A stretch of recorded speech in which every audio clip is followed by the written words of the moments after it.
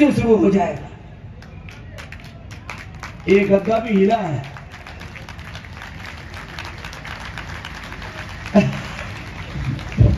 अब अपने देखो भाई, हम इतनी दूर क्यों आया?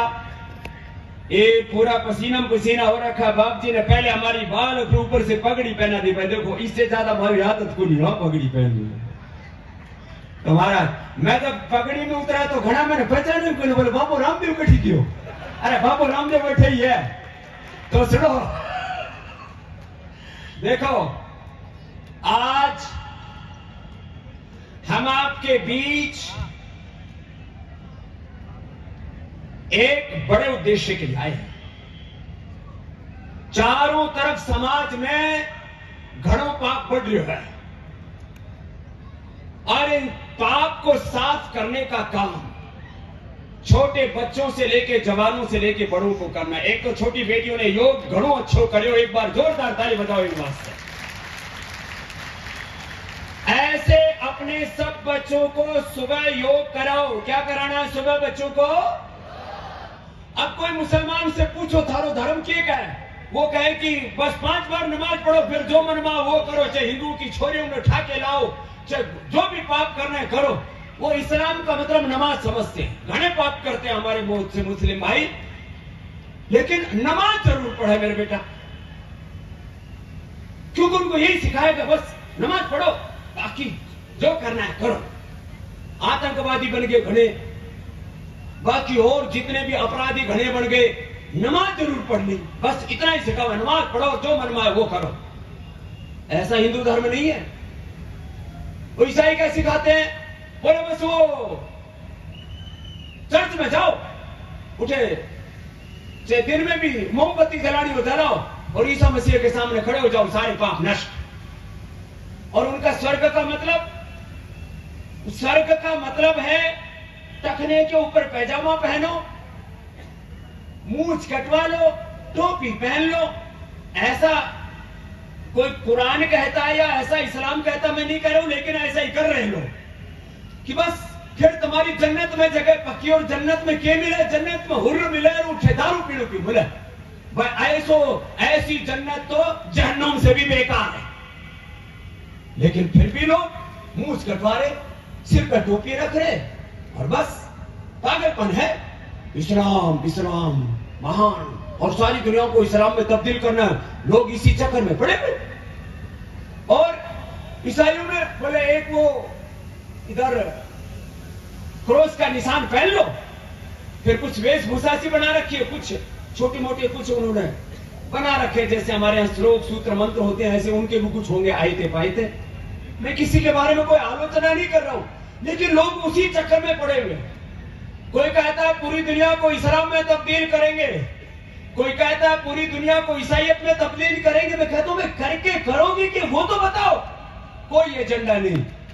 सनातन धर्म का एजेंडा है सुबह ब्रह्म मुहूर्त में उठो, उठ करके भगवान का नाम, राम का नाम लो, सुबह उठ करके योग करो और अपने आराध्य की पूजा करके फिर कर्म योग करो, अच्छे कर्म करो, अच्छा आचरण करो। यह हिंदू धर्म सिखाता है, यह सनातन धर्म सिखाता है।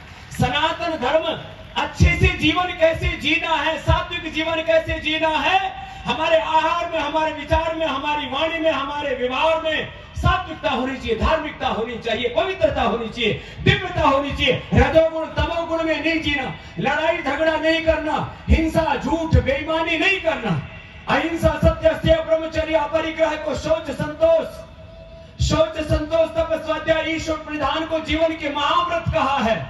चाहे वो सनातन धर्म है, चाहे जैन धर्म है, चाहे हिंदू धर्म है, चाहे सिख धर्म है, ये सारे सनातन धर्म का ही पूरा का पूरा विस्तार है। और सत्य सनातन वैदिक धर्म की तो अपने जीवन में सनातन को जीना है, अपने बच्चों को सिखाओ, ये एजेंडा आज लेकर के जाओ। कोई घर ऐसा नहीं होना चाहिए जहां सुबह उठ करके योग ना होता हो। और सारी दुनिया को करना पड़ेगा।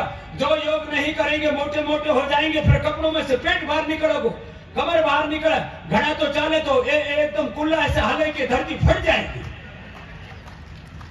और बाबा जी ने भंडारो जोरदार कर रखो है, घड़ा को 2-2 किलो वजन 5 दिन भंडारो खा के बढ़ गयो। बाप जी वास्ते जोरदार तालियों बजाओ। लेकिन यहाँ भंडारों खाकर योग कर जो तो सुनो, जो योग नहीं करेगा उसका पेट फटेगा, जो योग नहीं करेगा उसकी कमर बढ़ेगी, उसका कुल्ला मोटा मोटा हो जाएगा, फिर यूं यूं चल। अरे पेट देखो इतना पतला होना चाहिए, देखो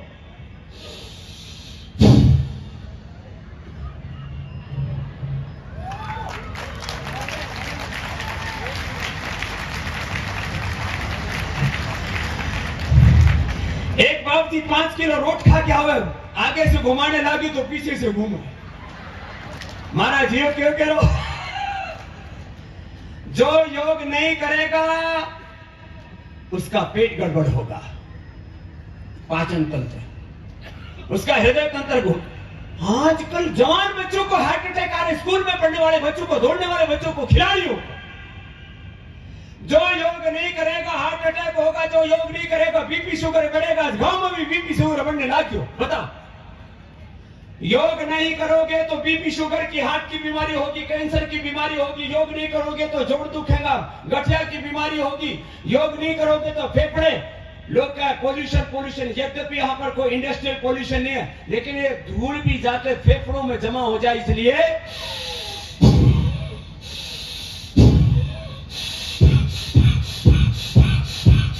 5 मिनट फेफड़े ऐसे मजबूत कर लो, फिर धूल धक्कड़ सब साफ। को नाम है भस्त्रिका, क्या नाम है को बोलो, जोर से फूंक मारने को क्या नाम है? जोर से तो बोलो माता, थे भी बोलो भस्त्रिका। और ये को क्या नाम है बोलो, जोर से तो बोलो। इसका मतलब बेरो तो है, करते नहीं है पूरा। सुबह ही पेट में ठोक ठाक के बिना कपाल भाती किए घर से बाहर नहीं निकलना। प्राणायाम, ये हमारी संध्या उपासना का भी नियम है। कम से कम 3 प्राणायाम तो नियम से करने, कभी नियम ना टूटे। मैंने पिछले 50 सालों से इस नियम को निभाया है, तुमको भी निभाना है। ये व्रत लेके जाना है, योग का व्रत। कपालभाति करो, अनुलोम विलोम करो,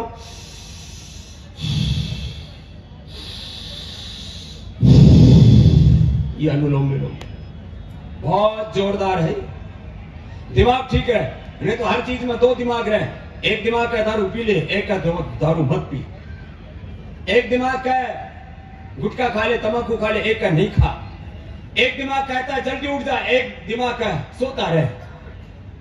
अरे भाई सो मत ना, जाग, उत्तिष्ठत जागृत। सुबह उठ करके भस्त्रिका, कपालभाति, अनुलोम विलोम, भ्रामरी, उद्गीत, प्राणायाम, सूर्य नमस्कार जो कर सके। और छोटे बच्चों से तो सुबह उठते ही शीर्षासन करवाया करो, नीचे सिर ऊपर पैर, देखो यूं ऐसे शुरू हो जाएगा। एक गद्दा भी हिला है।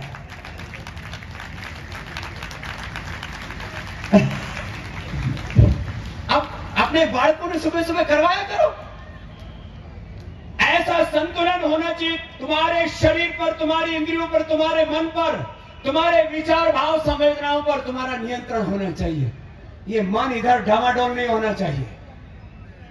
ऐसे हमें अपने ऋषियों की तरह अपने शरीर को साधना, इंद्रियों को साधना है, मन को, चित्त चेतना, आत्मा को साधना है। और आत्म साधना करते हुए समाधि के शिखर तक हमें जाना है। तो एक व्रत आज का, सुबह उठ के योग करना है। बोलो क्या करना है सुबह उठ करके? तो दोनों हाथ उठाओ और बोलो करो योग रहो, करो योग रहो।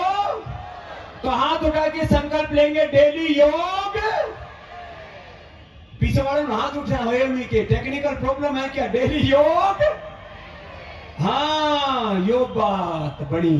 हाँ एक दूसरा ये नियम दिला रहा हूं, सुबह उठ करके धरती माता को प्रणाम किया करो। मेरे साथ बोलो माता भूमि ही, जोर से बोलो और जोर से बोलो, माता भूमि ही पुत्र हम पृथिव्याः। आगे बोलो मातृदेवो भव पितृ देवो भव, आचार्य देवो भव। ये तो आचार्य जो हमारे हैं, आचार्य महामंडल आचार्यों के वे आचार्य, बाकी भी हमारे ठाड़े ठाड़े हरिगिरी जी महाराज, सारे बड़े बड़े साधु संत आ गए, बहुत पूरा अखाड़ा जम गया महाराज। एक बार सारे महापुरुषों का अभिनंदन करो। ये हमारे सारे बड़े बड़े महाराज अठई आ गए। महाराज हरिगिरी जी महाराज, प्रणाम प्रणाम बाबा जी, प्रणाम। ए सौभाग्यमान है हमारे। तो एक बार सारे संतों का जोरदार अभिनंदन कर दो। और कौन से बोलो भारत माता की, सनातन धर्म की। तो सुबह उठ करके धरती माता ने प्रणाम करो, ये सबकी मां है, वेद का मंत्र बोला भी। फिर माता पिता को, और माता पिता ना हो तो भी उनको भावनात्मक प्रणाम किया करो। मैं साधु होने के बावजूद भी, भाई माँ तो माँ होती है, बाप तो बाप होता है, उसने जन्म दिया ना, और सबका बाप तो भगवान है। तो धरती माता को, माता पिता को और उस परम पिता को प्रणाम करके फिर मैं अगला कदम आगे बढ़ाता हूं। ये हमारी भाव चेतना होनी चाहिए, नहीं तो फिर जीने को मतलब क्या। और आचरण में पवित्रता, क्या बोला, आचरण में पवित्रता। गौ माता की सेवा करो। कितनों के घर में गौ माता, हाथ ठाइयो जरा, हाँ ठाके रखो, ठाके रखो भाइयों। तो पहली बार नजारा देखो महाराज, जोरदार तालियां हम बजाओ थारे वास्ते। हाँ। लगभग सबके घर में महाराज गौ माता है, नहीं तो आजकल तो महाराज हम कार्यक्रम में जावा तो गौ माता वो लोहे की गौ माता हमको भेंट दे देते हैं। अरे मैंने कहा भैया जमानो बदल क्यों, बोल गाय वो लोहे की देने लाके। आप लोग सच्चे गो भक्त और सच्चे सनातन धर्मियों अपने लिए अपना अभिनंदन करो। जिस घर में गौ माता की सेवा होती है, जिस घर में माता पिता का सम्मान होता है, उस घर में चारों धाम होते, सारे तीर्थ होते, सारे पुण्य होते, उस घर में ही स्वर्ग होता है। तो आप स्वर्ग में रहते हो यदि आपके घर में गौ माता है, तो ये काम तो करना ही चाहिए। अगली एक दो बात और, आज दोपहर का भोजन हुआ नहीं है ना, हम भी ऐसे आए हैं अभी। आओ हमारे सब जगरामपुरी जी, प्रतापपुरी जी बोले महाराज पहले पेट पूजा करो कि काम दूजो करो। मैंने कहा पेट पूजा बाद में, पहले अपना जो मेन काम है वो करके आओ, पहले अपनी मजदूरी करना फिर दिहाड़ी लाना। भाई ये तो मजदूरी है। साधु को सबसे पहले धर्मोपदेश करना चाहिए। तो धर्मोपदेश चल रहा है। गौ माता की सेवा करो, बड़ों की बात मानो, बड़ों की इज्जत करो, और परिवार में घर में मिलकर रहो, और कोई जात पात नहीं करो। भगवान ने केवल एक मनुष्य जाति बनाई है, बाकी जाति हमने पैदा की। एक मनुष्य की जाति है हमारी। तो मैं बार बार कहता हूं, हम सभी एक ईश्वर की संतान। मेरे साथ बोलो, हम सब एक ही पूर्वजों की संतान, एक ही धरती माता की संतान। हमारा सबका डीएनए एक जैसा है, सब टेस्ट करके देख लिया है। तो फिर ये ब्राह्मण है, ये क्षत्रिय है, एम भी यो जाट है, यो राजपूत है, घनी ऐसी बातें चलती रहती हैं।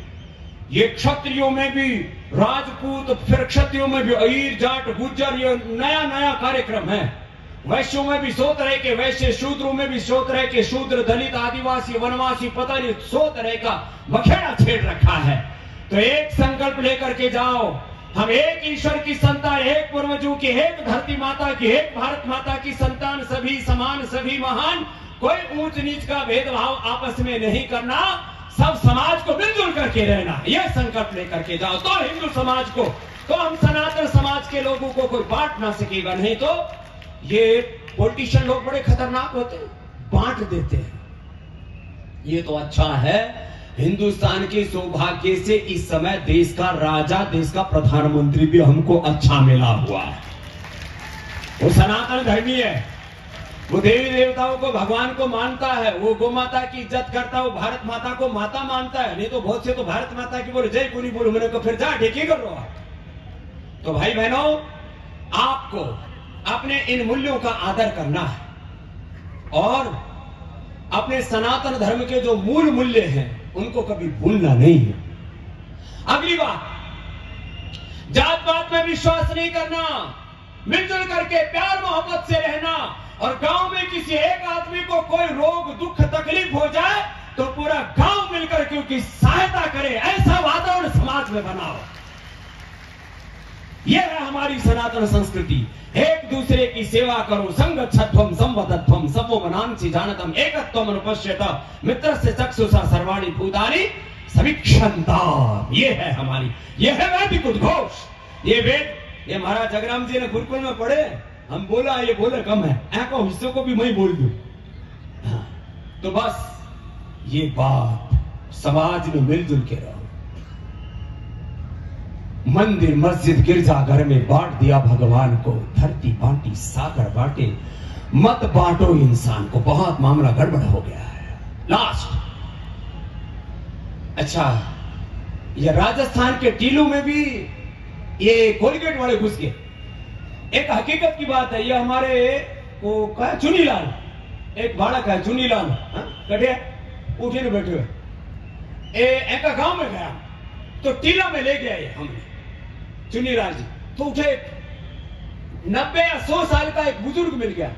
मैंने कहा थारा दांत तो 32 का 32 है, 36 का 36 है। मैंने कहा 36 ही तो, हाँ थारी तो बहुत बढ़िया है, कौन सी दांतन करो? बोले दांतन किया हुआ है। मैंने कहा दांतन में नीम की बबूल की क्या करो? बोले शेरों के मुंह किसने धोए, लो। तो मैंने कहा खाते पीते क्या हो? बोले ऊंटनी को दूध पियो, बकरी को दूध पियो, कभी भेड़ों मिल जाए तो वो ही चेप दिया। और दांत इतने जबरदस्त। लेकिन थारी ढाणियों में गांव में भी कोलगेट वाला घुस गया। आज संकल्प लेके जाओ, अपने घर में कोलगेट नहीं लेके आएंगे, अपने घर में डो नहीं लेके आएंगे, अपने घर में फेयर एंड लवली लेकर के नहीं आएंगे, बर्गर पिज्जा नहीं खाएंगे पिएंगे। अटे इतनी गर्मी हो, अटे भी कोका कोला बीफ से पीवा है, जितना ठंडा मतलब टॉयलेट क्लीनर में की थी। अब बताओ, ये मामला गड़बड़। देश का पैसा देश में रहना चाहिए कि विदेश में जाना चाहिए? बोलो, जोर से बोलो। तो जब तुम कोलगेट लेके आते हो, पेप्सोडेंट लेके आते हो, डो लेकर के आते हो, लक्स लाइफबॉय लेके आते हो, और फेयर एंड लवली, ए छोड़ियो सुन लो, वो फेयर एंड लवली लेके आओ, वो सफेद सफेद क्रीम लगा कर यूं सोचा कि मैं गोरी हो जाऊंगी। हरियाणा के एक आदमी अपने भैंस के पुट्ठे ऊपर 5 साल लगा, 1 इंच भी गोरी ना बीच कर। तो यो काम मत करियो। तो मैंने क्या पूछा, देश का पैसा कहाँ रहना चाहिए? बोलो, फिर से बोलो। इसलिए हमने गीत गाए, मेरा हो तन स्वदेशी, मेरा हो मन स्वदेशी, मर जाऊं तो भी मेरा हो बेकफन स्वदेशी। करे शक्ति का विभाजन, मिटे पूंजी का शासन, बने गांव स्वावलंबी, बने राष्ट्र स्वावलंबी, नीति है स्वदेशी। तो सुनो, अब मैं ये तो नहीं कह रहा कि खाली पतंजलि का इलाज हो, लेकिन कोलगेट से 100 गुना अच्छो है दंत कांति। क्या अच्छो है बोलो? अच्छा, दंत कांति कितना करे? जरा हाथ ठाइयो, ठीक ठाक करे, बाकी आधा न बेरो को नहीं। फिर वही बापा वाला मामलो है, शेरों के मुंह किसने धोए। तो कोलगेट नहीं लाना, अकेले क्या ना बोलो। क्यों? क्योंकि उससे जो पैसा आएगा उससे गौशाला बनेगी, गुरुकुल बनेगा, सनातन धर्म आगे बढ़ेगा, देश की सेवा होगी। ये तो लूट के ले जाएंगे सब। पहले ईस्ट इंडिया कंपनी ने देश लूटा भी है, लूट रही है। अपने देश का साबुन, अपने देश का शैम्पू, अपने देश के प्रोडक्ट यूज करो। क्यों विदेशी कंपनियों को अपने धन की बर्बादी कर रहे हो? तो ये संकल्प लेके जाओ, स्वदेशी अपनाएंगे, देश को बचाएंगे। बोला, क्या बोला? स्वदेशी अपनाएंगे। ये कोई कंपनी का नारा नहीं है, ये एक राष्ट्र के स्वावलंबन और आत्मनिर्भरता का नारा है। और पतंजलि का तो संकल्प है, हमने जो पुरुषार्थ किया उससे जो अर्थ मिला उसको हमने परमार्थ करने में लगाया, और एक समर्थ भारत पर वैभवशाली हम सब मिलकर के भारत बनाएंगे। ये संकल्प है हमारा। तो ये आज की कुछ बातें मैंने वो बताई कि अपने जीवन में जीना कैसे है, करना क्या है। बाकी रोज अपना इष्ट देवता का ध्यान करो। मैं देख रहा हूं गांव में आते आते ग्राम देवता, कुल देवता का जीवंत रूप यहाँ राजस्थान की धरती पर देखने को मिलता है।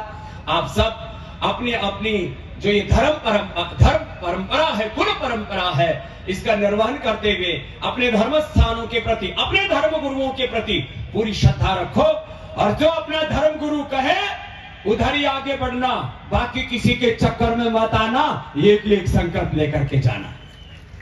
अपने धर्म गुरु, अपने साधु संत महात्मा, और उसमें भी जो प्रामाणिक महात्मा है, देखो कोई किसी से भूल चूक भी हो जाए, मैं ये नहीं कहता कि मैं कोई किसी से भूल चूक नहीं होगी, तो भाई अपने बड़े हैं ना, वो अपने आप ठीक कर लेंगे। लेकिन आज भी पूरी दुनिया में सबसे शुद्ध कहीं साधु है तो सनातन धर्म के साधु। एक बार जोरदार अभिनंदन अपने धर्म के ध्वजावाहकों के लिए।